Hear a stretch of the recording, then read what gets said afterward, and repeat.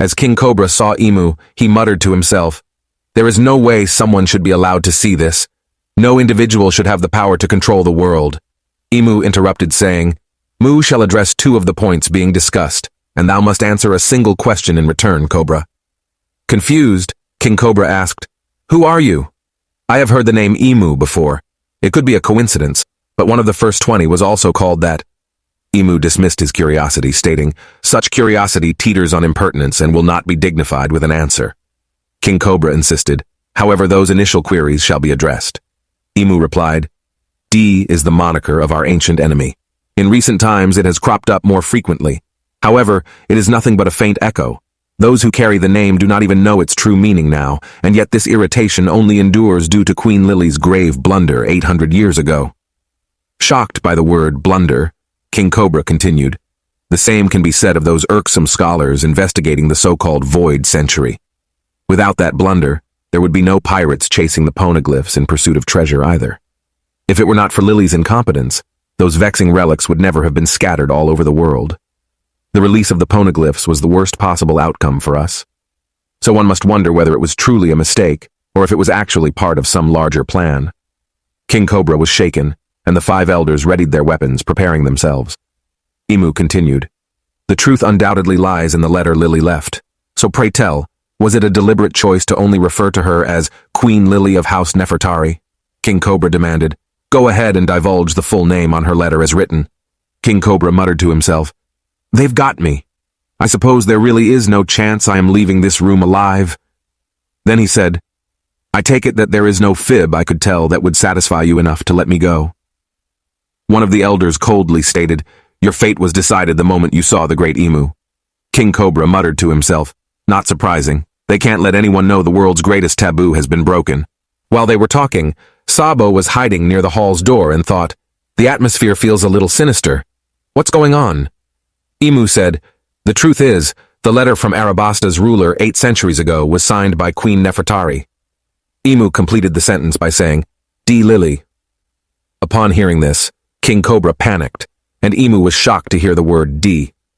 Emu unleashed an attack, throwing a black arrow directly towards King Cobra, which stabbed through his body with great impact, causing blood to spill out.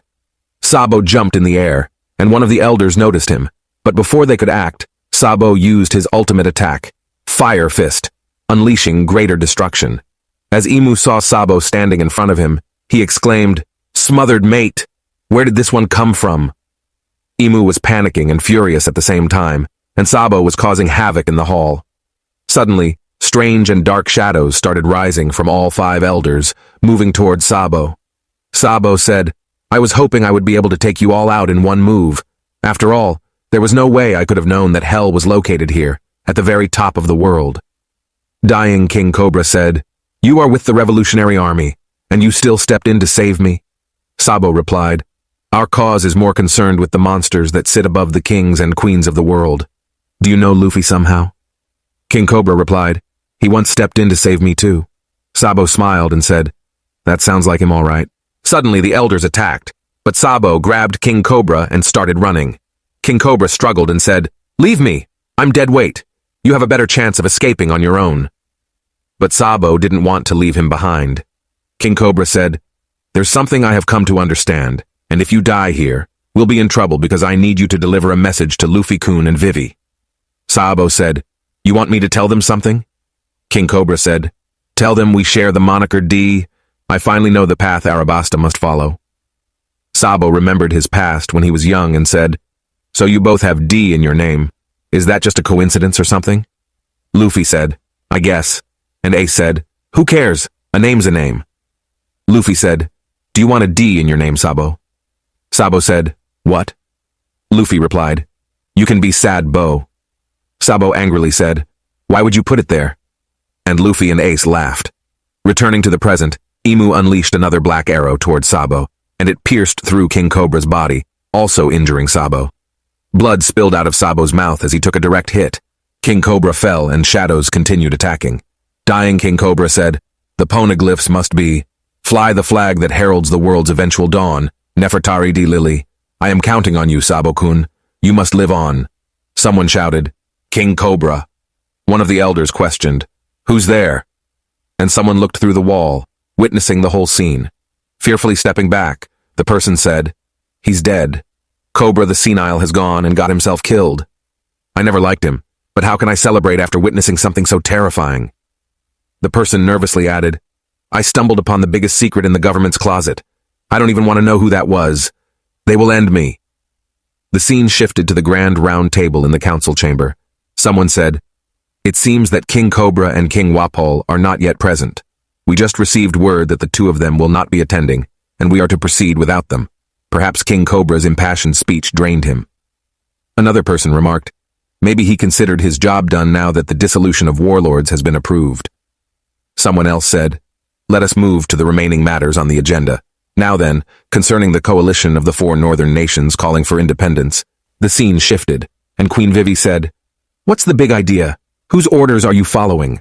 I'll tell the whole world about this." Agent Jabra said, "Hey, easy there. You're being too forward.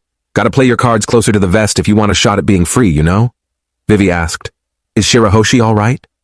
The other person replied, "Seriously? Now's not the time to worry about others, Lil Missy. We received word that more trouble broke out around her earlier, but she apparently came out of the ordeal unscathed." Vivi said, "Thank goodness." One of the agents says, "The punks who ended up assaulting the celestial dragon that was trying to kidnap the mermaid princess." In the background, Sai and Leo joyfully shout, "We are members of the Straw Hat Fleet." The agent continues, "The punks who ended up assaulting the celestial dragon that tried to kidnap the mermaid princess boldly proclaimed their victory, giving their names and everything. The guests in the courtyard were stunned. Meanwhile, at the home of the gods, Fujitora's actions helped the revolutionary army free the slaves, and that obviously pissed off Green Bull, so they went at it." An agent asks Vivi, "What's the deal with this year's reverie?" Vivi thinks, "Like a pet? Give me a break. Looks like I'm gonna have to do something about this." Suddenly, Vivi notices something on the wall, and in the next moment, King Wapol breaks through the wall, exclaiming, "Spare me! I didn't see a thing!" As he goes on a rampage, Vivi seizes the opportunity to escape with Wapol. All the agents are left shocked and standing in confusion. Suddenly, one of them says, "Hey, wait a second! Vivi's gone!" Vivi calls out to Wapol, saying, "Hey Wapol, how much further are you gonna go?" Wapol replies, "As far as it takes. I'll run to the ends of the world if I have to." Vivi says, "Sounds good to me. Let's go." And the chapter comes to an end. As your captain, I would like to address something. It seems that some of you are having trouble finding my chapter videos in the correct order.